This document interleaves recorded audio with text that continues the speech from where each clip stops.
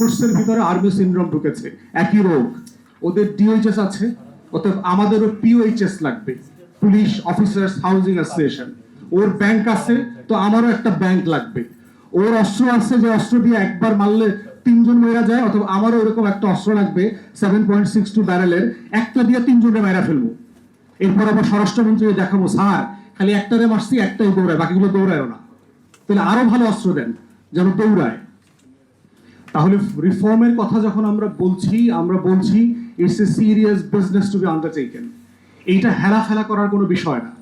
এরপরে হচ্ছে দেখেন, লোকাল সার্ভিস, যে সার্ভিসটা সবসময় দুর্নীতিবাজদের কথা আমরা বলি, তারা আসলে কারা?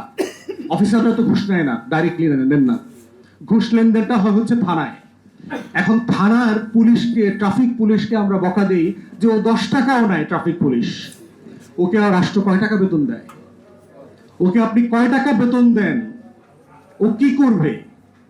সিপিডি বলছে ঢাকার মতো শহরে 2 জন যদি বাচ্চা থাকে, মিনিমাম 60,000 টাকা না থাকলে আপনি ক্যালোরি বেঁচে থাকা, প্রাণীর মতো বেঁচে থাকতে আপনার যতটুকু লাগে অতটুকুনি আপনি বাঁচতে পারবেন না ঢাকায় 2টা বাচ্চা নিয়ে। তাহলে আপনি তাকে বেতন দেন 19,000 টাকা, 22,000 টাকা, কিছু রেশন দেন। এইটা দিয়া 2টা বাচ্চার সন্তান, অনেক ফ্যামিলিকে বাবা মাকে লুক আফটার করতে হয়, গ্রামের পরিবারকে দেখাশোনা করতে হয়, অসুস্থ রোগীদেরকে চিকিৎসা দিতে হয়। সে কিভাবে চলবে? ও কি ফেরেশতা? আল্লাহ তাআলা তো পুলিশ বাহিনীকে ফেরেশতা বানায় পাঠায় নাই। ফেরেশতারা আল্লাহরে অভিযোগ করছিল না যে তুমি কি একটা জিনিস বানাইছো, তোমার জিকিরও করে না, ভায়োলেন্স করে, দুর্নীতি করে, তোমার অবাধ্য হয়। তা আল্লাহ তাআলা ফেরেশতারে বলছিল যে ওদেরকে যা দিছি ওটা আবার তোমাদেরকে দেই নাই, যদি দেই তারপরে কি হবে চেক করে দেখবা। তো 2 জন ফেরেশতাকে আল্লাহ তাআলা নফস দিয়ে দুনিয়ায় পাঠাইছিল না? সারা দুনিয়াতে আইসা করাপশন কইরা 9 নম্বরে 2 নম্বরে চুরি চামারি মাগিবাজি সব করছে এরা। 2 ফেরেশতা আইসা আল্লাহ দেখাই দিচ্ছে যে ওরে কেন দিছি, ওইটা তোমারে কেন দেই নাই, তুমি খালি জিকির করো আমার। ওরা জিকিরও করে, গুনাহও করে। তাহলে পুরুষ তো এরকম একটা মানুষ ভাই, আমার সমাজ থেকে বাইচে আসছে। ও 19,000 টাকায় কিভাবে ভালোভাবে জীবনযাপন করবে?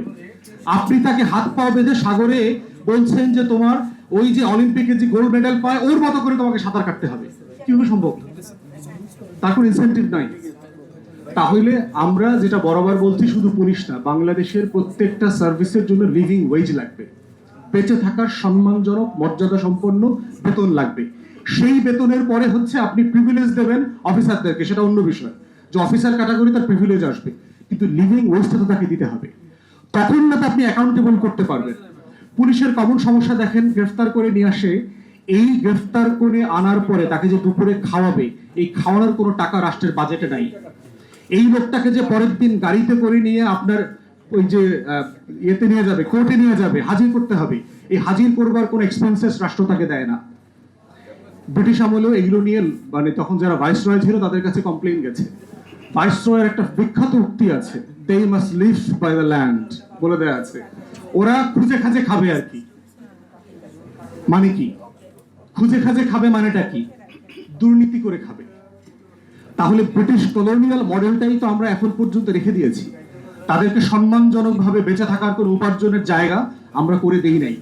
তাহলে প্রত্যেক পদে পদে তাকে যখন আপনি অসম্মানিত জীবনযাপন করবার জন্য বাধ্য করবেন, সে তো নাগরিককে সম্মানজনক সেবা দিতে পারবে না। এটা প্র্যাকটিক্যাল না, সিম্পলি ইম্পসিবল একটা রিয়ালিটিতে পাস করছি আমরা। তাই সেই সকল বাস্তবতাতে আমার কাছে মনে হয়েছে কমিশনের আলোচনা আসছে, জারিফের সাথে আমারও লম্বা আলোচনা হয়েছে।